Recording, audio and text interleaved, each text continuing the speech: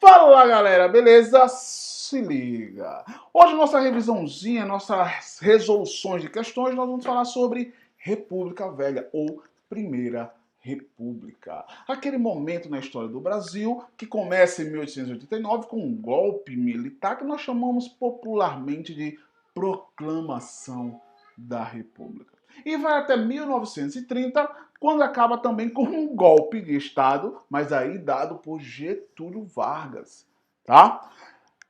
Este período é dividido em duas fases.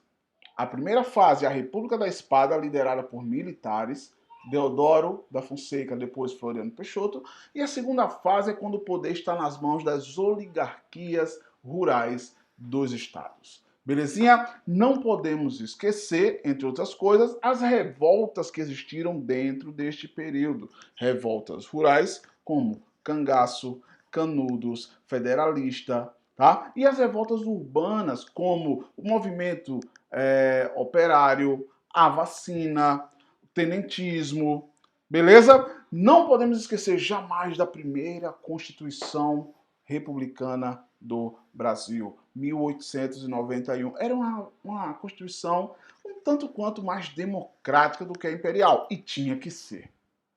Mas também não era lá essas coisas não, a gente vai ver isso mais à frente. Então, já senta aí, relaxa, antes se liga, dá aquele like, aquele joinha, tá? Estamos começando aqui o canal, a colocar de fato o canal pra frente e vamos precisar de mais dessa ajuda aí.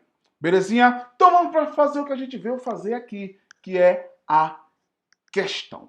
Vamos lá, primeira questão, falando sobre a República Velha, diz o seguinte, ó.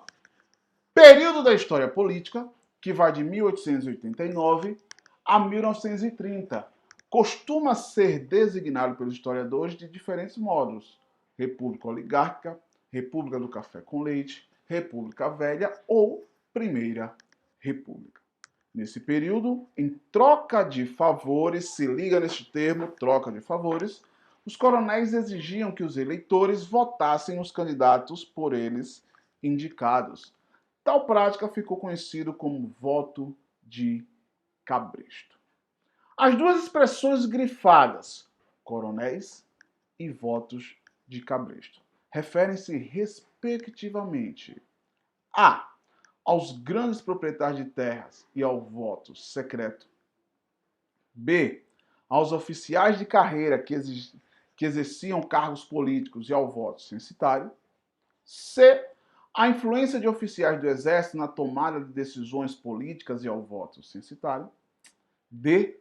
Aos grandes proprietários de terras e ao voto aberto dado sob pressão.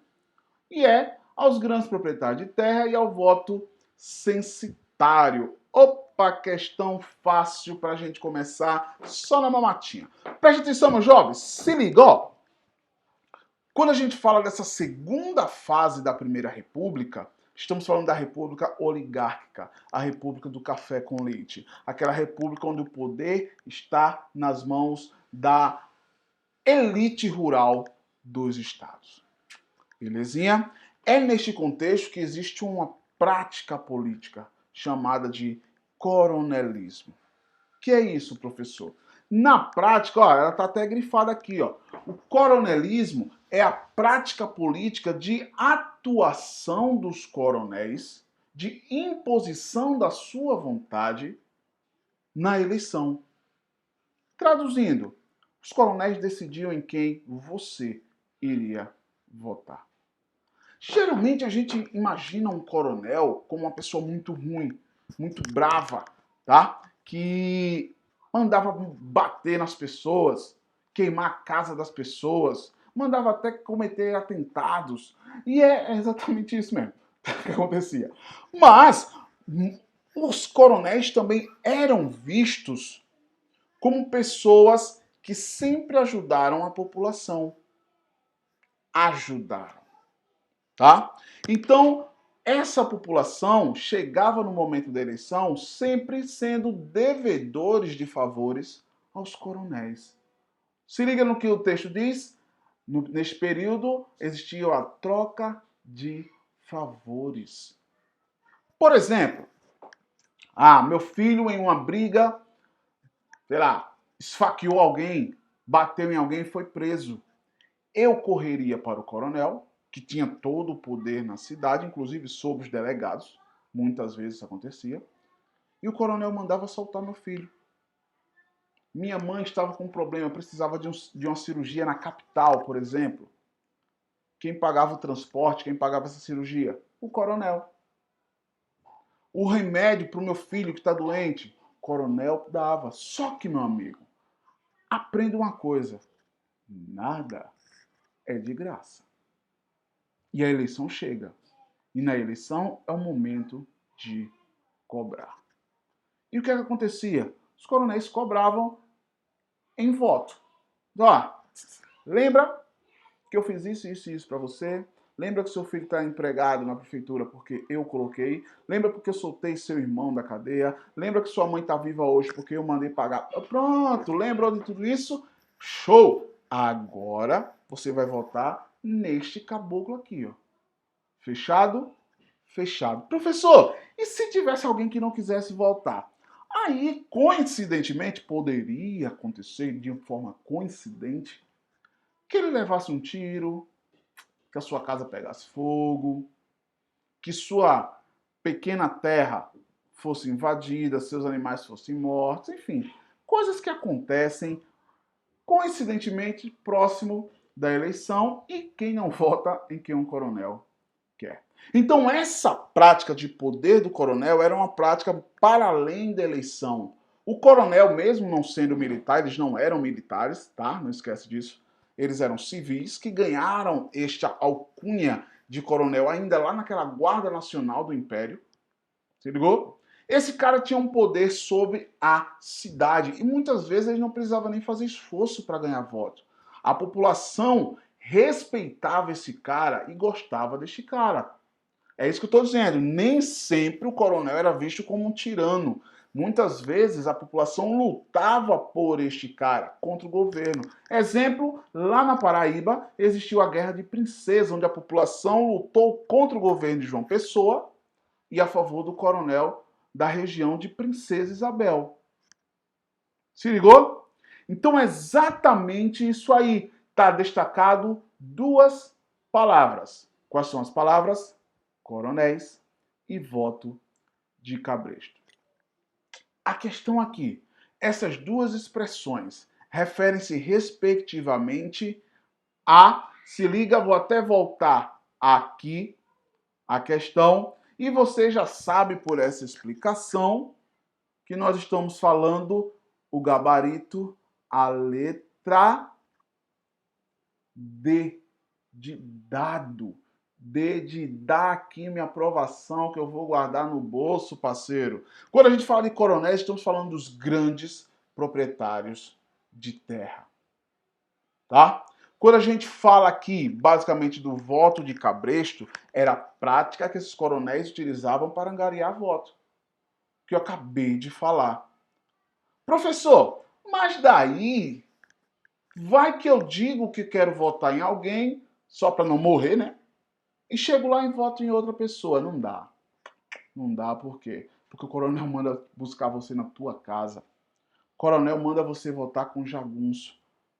A cédula já vem marcado o nome do candidato. A tua função é só colocar dentro da urna. Só, somente só e apenas. Então esse é o chamado voto de cabresto. Cabresto, para quem não sabe, é aquele negócio que coloca na boca dos cavalos para levar ele para um lado, para outro, para que ele faça o que o seu dono queira. Então é um termo que se utiliza para dizer que o eleitor, neste período, que estava sob a tutela do coronel, era um animal que só fazia o que o coronel queria. E tinha um agravante. O voto nesse período era aberto, então todo mundo poderia saber do seu voto. Muitas vezes o eleitor, como eu falei, só tinha uma função: pegar essa cédula e colocar dentro da urna, porque tudo já estava feito, marcado e assinado com o nome dele.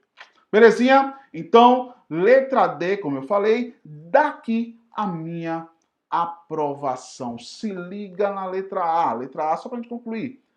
Ela diz aos grandes proprietários de terra e ao voto secreto. Lembra, nesse período, voto aberto. Cuidado com essas questões que vem querendo dar uma rasteira em vocês. Belezinha? Então vamos embora para a questão number 2. Diz o seguinte, ó. Sobre o período histórico brasileiro, conhecido como República Velha ou Primeira República, assinale a alternativa correta. A. Durante a Primeira República, foram implantadas reformas significativas que beneficiaram os grupos sociais menos favorecidos. B.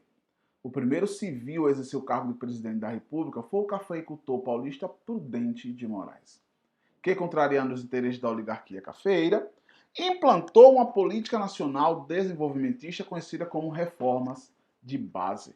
C. Dos vários movimentos sociais, políticos e culturais que contestaram as práticas eleitorais fraudulentas durante a República Velha, a Revolução Federalista foi a única a impor um presidente que não fosse paulista ou mineiro. Colocou na presidência da República o gaúcho Getúlio Vargas. D. Os presidentes da República desse período, tendo o cidadão comum como referência, utilizaram amplamente um discurso nacionalista e de defesa dos interesses nacionais. E nesse período, além da prática de alianças e fraudes, havia ainda outros arranjos eleitorais que afastavam qualquer possibilidade dos grupos divergentes vencerem as eleições como voto de cabresto. Chega, meu filho, e presta atenção aqui, se liga. Está falando aqui basicamente das eleições na Primeira República. E eram eleições complicadíssimas. Eram eleições muito complicadas. Primeiro ponto. Não existia o TSE. Quem era responsável pelas eleições? O próprio governo. Quem estava no poder. Quem é que distribui as urnas? Quem estava no poder. Quem é que fazia contagem de votos? Quem estava no poder. Então, geralmente, quem ganhava era quem? Quem? Exatamente, meu filho. Quem está no poder. Então, eram eleições extremamente complicadas, complexas, cheias de fraudes, corrupções, tá? E ainda tinha essa questão, como a gente viu aí, ó, daquela questão do café com leite, a chamada política do café com leite. Professor, isso era lei? Não, não era lei. Isso era um acordo político entre as duas principais oligarquias, os dois estados mais ricos do Brasil, São Paulo e Minas Gerais. São Paulo, grande produtor de café, e Minas Gerais, um estado muito pecuarista, grande produtor do leite. Tá? Esses estados, eles basicamente monopolizavam o poder. Agora tem uma questão importantíssima que muita gente confunde. Qual é a questão? Durante o período da República Velha, da chamada política do café com leite, da política oligárquica, a gente tende a imaginar que para ser presidente você teria que ser o mineiro ou paulista. Não. Não. As oligarquias, a mineira e a paulista, indicava de maneira alternadas os presidentes. Mas eles não precisavam ser mineiros e nem paulistas. Por exemplo, Epitácio Pessoa, paraibano, e ele foi presidente do Brasil. Inclusive, só para vocês verem como a eleição é complicada. Era, né? Ainda. Ele foi presidente sem fazer campanha política. Ele foi presidente estando durante todo o período de campanha fora do Brasil. Os caras escolheram ele e ele ganhou a eleição sem fazer campanha e estando fora do Brasil. Ponto. Só voltou para assumir. Acabou. Se ligou como era essa eleição? Então era uma eleição muito fraudulenta, muito complicada, com muita corrupção, tá? Onde havia acordo entre as esferas federal, estadual, municipais, para que quem estivesse no poder mantivesse-se no poder. Por isso que nós temos uma oligarquia tomando conta do Brasil, a oligarquia cafeeira, mineira e paulista, durante tanto tempo. De 1894 a 1930, esses caras foram os donos do Brasil. Ponto.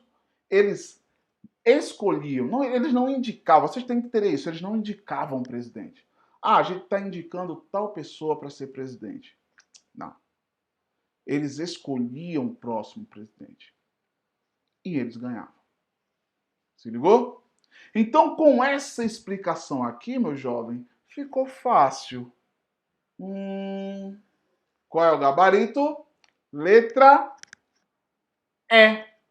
Nesse período, além da prática de alianças e fraudes, alianças à política dos governadores, o café com leite. A gente vai falar sobre a política dos governadores mais à frente. E fraudes, como eu falei para vocês, vou até voltar aqui, urnas sumiam, votos eram contados por quem estava no poder.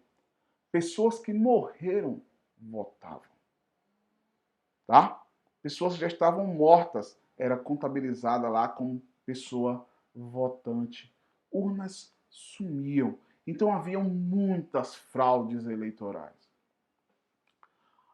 Havia ainda outros arranjos eleitorais que afastavam qualquer possibilidade de os grupos divergentes vencerem as eleições, como o voto de cabresto, que já explicamos. Você vai votar em quem o coronel da sua região mandou e acabou. Ponto.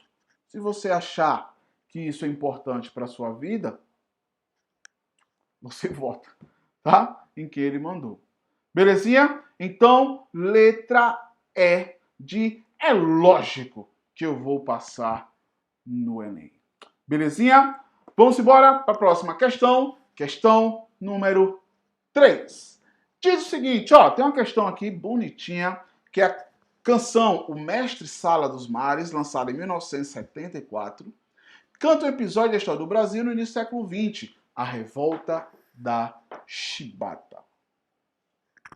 E diz o seguinte, ó, há muito tempo, nas águas da Guanabara, o dragão do mar reapareceu, na figura de um bravo feiticeiro, a quem a história não esqueceu.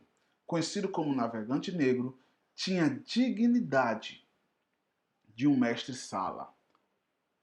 Glória a todas as lutas inglórias, que através da nossa história não esqueceremos jamais, que tem por monumento as pedras pisadas no cais. Aldir Blanc e João Bosco. A Revolta da Chibata representou a insatisfação popular durante o período da República Velha. Esse movimento, ocorrido em 1910, tinha como propósito a. Cessar os açoites aos marinheiros e principalmente garantir terras produtivas às populações pobres do interior do país. B. Acabar com os maus tratos, especialmente os castigos corporais, e melhorar o soldo dos marinheiros. C. Parar com o recrutamento voluntário de marujos, especialmente garantir a igualdade social no comando da Marinha. D. Diminuir a desigualdade social da Marinha por meio da equivalência dos soldos de marujos oficiais. E eliminar a escravidão de marujos da Marinha e destruir os oficiais fiéis à monarquia. Vamos embora, meus jovens, falar sobre a Revolta da Chibata. Preste atenção. É uma revolta urbana que acontece no cerne da Marinha. E a Marinha tinha uma coisa interessante. Qual é a coisa interessante da Marinha, pessoal? A Marinha, ela tinha um histórico ainda muito monarquista. Se ligou?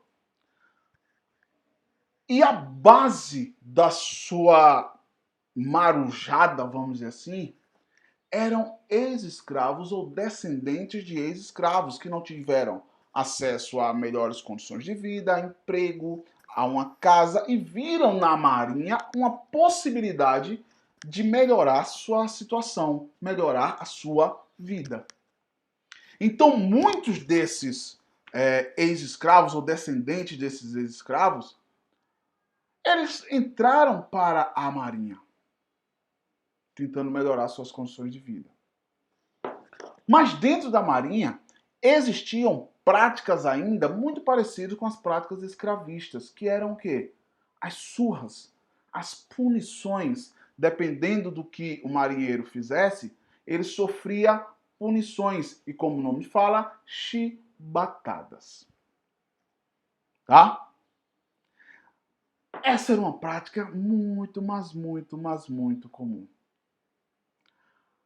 As condições sociais da Marinha não acompanhavam o ritmo, por exemplo, das novas tecnologias, dos novos momentos, dos novos anseios sociais. Longe disso, longe disso. Tá? O que acontece, pessoal, basicamente? Um dos marinheiros, ele sofre uma punição, tá? Os oficiais mandavam punir seus tripulantes. E lógico, isso é o motivo principal da revolta. Show de bola? Tem como seu líder João Cândido, o marinheiro negro, que literalmente faz uma revolta dentro da marinha, consegue angariar muitos marinheiros. E esse cara, ele consegue tomar os navios, coloca os navios na cidade do Rio de Janeiro e diz, ó, está acontecendo uma revolta, estamos com o poder dos navios em mãos e nós queremos ser ouvidos. Se não formos, vamos bombardear o Rio de Janeiro. Simples assim. O que acontece, pessoal? Na prática, nesse período, o presidente da República, Hermes da Fonseca, inicialmente reluta de ouvir os marinheiros, mas percebe o perigo do que está acontecendo. E o que é que ele faz? Ele diz, show, beleza, vem, vamos conversar, vamos conceder anistia a vocês, vamos conceder o que vocês estão pedindo, que entre outras coisas é o fim das punições físicas, tá? E o que acontece? Os marinheiros, achando, foram inocentes, achando que o governo brasileiro iria de fato fazer o que estava prometendo, abandonam a revolta. São presos, não recebem a anistia. João Cândido, por exemplo, vai morrer basicamente pobre e esquecido depois de muitos anos na cadeia, tá? E essa é a chamada revolta da chibata. A causa, os efeitos e as consequências. Traduzindo, eu dei a resposta a vocês. Gabarito da questão. Qual é a letra, meus jovens? Diz para mim. Ouvi daqui você dizendo letra B. Acabar com os maus tratos, especialmente os castigos corporais, e melhorar os soldos dos marinheiros. Logicamente, a parte da acabar com os maus tratos estava na cara. Mas uma outra pedida desses caras era melhorar os soldos, o salário, o money que estava muito ruim. Tá? Professor, esses caras conseguiram? Conseguiram. Os soldos foram melhorados, não se transformou em algo maravilhoso, longe disso. Mas teve uma melhora nos soldos e, segundo ponto, houve o fim das punições físicas, sim. Belezinha? Então, essa é uma das revoltas urbanas que acontece no período da República, em 1910, no seio da Marinha Brasileira. Vamos para a questão 4? Vamos embora? Vamos correr. Fala o seguinte, ó. O processo revolucionário que liquidou a República Velha em 1930 foi precipitado por uma profunda insatisfação popular e uma grave crise econômica e política. No final de 1929, já havia quase 12 milhões de desempregados no país. Eita, para! Vem cá. Essa crise que ele está falando aí é um reflexo direto, meus jovens, da quebra da Bolsa de Valores de Nova York em 29. Tá? Havia já uma insatisfação popular por causa da política do café com leite, do poder dos coronéis, da corrupção, dos abusos de autoridade do governo. E para piorar, o café estava em crise. O principal produto brasileiro estava em crise.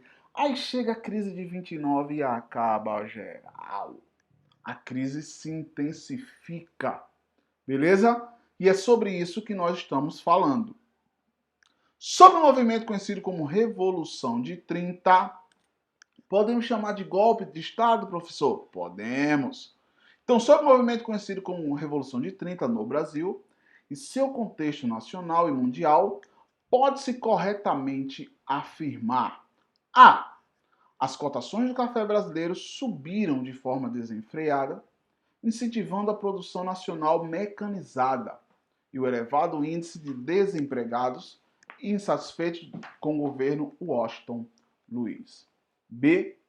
Atendendo aos interesses de fazendeiros mineiros, o presidente Washington Luiz impôs o nome de Júlio Prestes, outro paulista, para a presidência da República.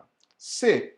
O apoio de Luiz Carlos Prestes a Getúlio Vargas garantiu a adesão do movimento tenentista na luta pela deposição de Washington Luiz da presidência da República.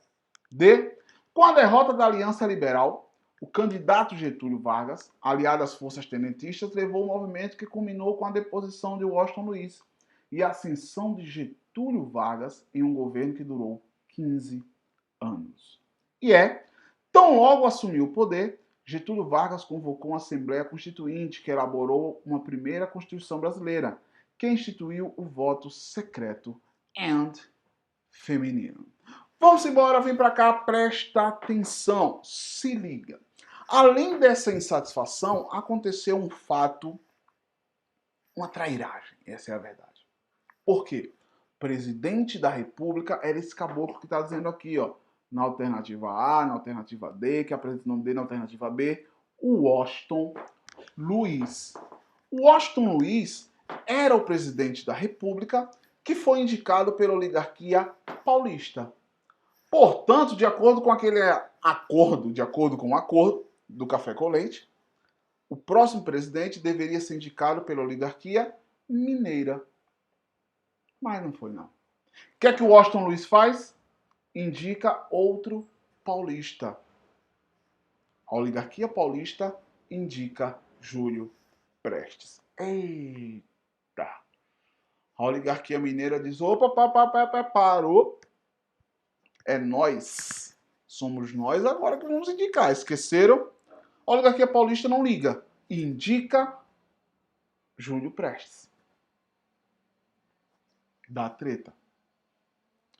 É neste contexto que a oligarquia mineira entra em acordo com as duas oligarquias, a gaúcha e a paraibana. São os nomes que formam a Aliança Liberal da oligarquia gaúcha, Getúlio Vargas, e da oligarquia paraibana, João Pessoa. Tá? Sobrinho de Epitácio Pessoa, um nome fortíssimo da oligarquia paulista. O que acontece? A Aliança Liberal, ela vai concorrer na presidência contra Júlio Prestes. E leva uma lapada bonita. Júlio Prestes ganha fácil. Era difícil tirar os caras do poder. Eles tinham todo o acordo político entre eles. Só que daí acontece um fato impressionante. Qual fato impressionante, professor? João Pessoa, que eu acabei de falar para vocês, morre. E a morte de João Pessoa não tem nada a ver com essa questão política. Tem a ver com questões políticas locais, mas também com questões pessoais. Não vai entrar no caso aqui, depois eu conto essa história. Entre a eleição de Júlio Prestes e a sua posse, João Pessoa morreu. Getúlio Vargas utiliza a morte de João Pessoa como um mote político para reativar a Aliança Liberal. Faz do velório de João Pessoa um grande palco político. O corpo de João Pessoa, em todas as capitais que eles iam passando, daqui da Paraíba, eu sou da Paraíba, daqui da Paraíba até o Rio de Janeiro, a capital, o corpo parava, existia toda uma comoção popular, blá, blá, blá, e João Pessoa utiliza essa morte como motor político. O que acontece? Aliado aos tenentistas, ao movimento tenentista, tá? Aliado à oposição do café com leite. João Pessoa consegue reanimar a Aliança Liberal e dá um golpe de Estado, dando fim assim à República Velha, dando fim assim à República Oligárquica, iniciando o que nós chamamos de a Era Vargas, que nesse momento dura 15 anos ininterruptos ao poder. Ah, professor, acabastes tu de dar a resposta. Gabarito da questão, letra D de dado. Letra D de danou-se que essa vaga é minha, menino. Beleza? Então, com a derrota da Aliança Liberal, o candidato Getúlio Vargas, aliado às forças tenentistas, levou o movimento que culminou a deposição de Washington Luiz e a ascensão de Getúlio Vargas em um governo que durou 15 anos. Belezinha, meus jovens? Tudo tranquilo? Massa? Deixa eu tomar minha água aqui. Vamos embora para a questão número 5. Que é a última questão, pequenininha. Fique aí, que diz o seguinte, ó. A República Velha, no Brasil, teve, na chamada política dos governadores, um dos elementos mais caracterizadores. O objetivo dessa política era... Eita, chega! Com o objetivo da política dos governadores. Aliás, a pergunta é, o que era a política dos governadores? Era um acordo político, um acordão, vamos dizer assim, um acordão entre as esferas federais, estaduais e municipais. Objetivo, manter quem estava no poder no poder. Tá? Então era basicamente o seguinte, lembra que nessa política toda, quem era que definia o próximo presidente? A esfera federal, as oligarquias mineiras e paulistas, que dizia, ó, Neymar vai ser o presidente do Brasil. Mas daí Neymar precisa de voto. O que é que o governo, na figura das oligarquias mineiras e paulista fazia? Entrava em contato com as oligarquias dos outros estados e dizia, ó, Neymar vai ser nosso presidente. O menino Ney vai ser nosso presidente. Belezinha? Então, função de vocês é arrumar voto. O estado fazia, ei, os outros estados, né? Mas e daí? A gente vai ganhar o que com isso? Calma, jovem. Ganhando voto, a gente vai mandar emendas parlamentares para vocês, vai mandar dinheiro, vai mandar mais armas, vai mandar mais recursos para que vocês possam, logicamente, resolver os problemas de vocês. Esses problemas de vocês não eram necessariamente problema do Estado, era problema do bolso dos próprios políticos estaduais. Vocês entendem, né? Corrupção é um negócio que não existe no Brasil. Daí o Estado teria que arrumar voto para o menino Ney.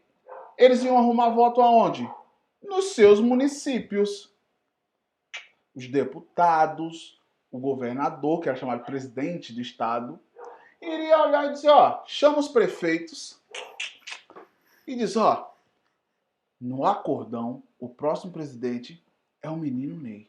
É Neymar. Beleza? arrume voto para eles. E daí os prefeitos diziam, certo. Mas aí rio que vai, é rio que vem também, né? O que é que a gente ganha com isso? O que é que os estados faziam? A galera lá de cima, federal, disse que iria mandar dinheiro pra gente. E eles vão mandar dinheiro pra gente, eles vão mandar. Esse dinheiro vocês têm parte nele também. A gente vai mandar recursos para vocês. Para que vocês resolvam seus problemas aí. Construam uma ponte, reformem uma praça. Deixe o povo feliz, o povo fica feliz com pouca coisa, o povo é bestinha. Se ligou? E o resto pode botar no bolso. Era assim que acontecia. E as prefeituras iam atrás de quem? De quem realmente tinha um poder de ganhar voto. Quem? Os coronéis. Opa, chegamos no coronelismo mais uma vez. E dizia, olha, senhor coronel, presidente é o menino Ney. O voto está pronto. Ele dizia, velho, aqui na minha cidade, você quer quantos votos para ele? Tantos votos, terá esse tanto de votos. Mas daí a mãozinha do coronel precisa ser molhada também, né, pai? Bora, bora, bora. O que acontece? Esse dinheiro também chegava para o coronel. E dessa forma é o que nós chamamos de política dos governadores. É um acordo fraudulento, corrupto, onde tinha o objetivo principal manter quem estava no poder. Tá? Beleza? Então vamos lá. Tendo esta explicação deliciosa, a função, o objetivo da política dos governadores era a fortalecer o poder central diante do fortalecimento das oligarquias estaduais, dissolver as oligarquias rurais, concentrando o poder nos governos estaduais, c.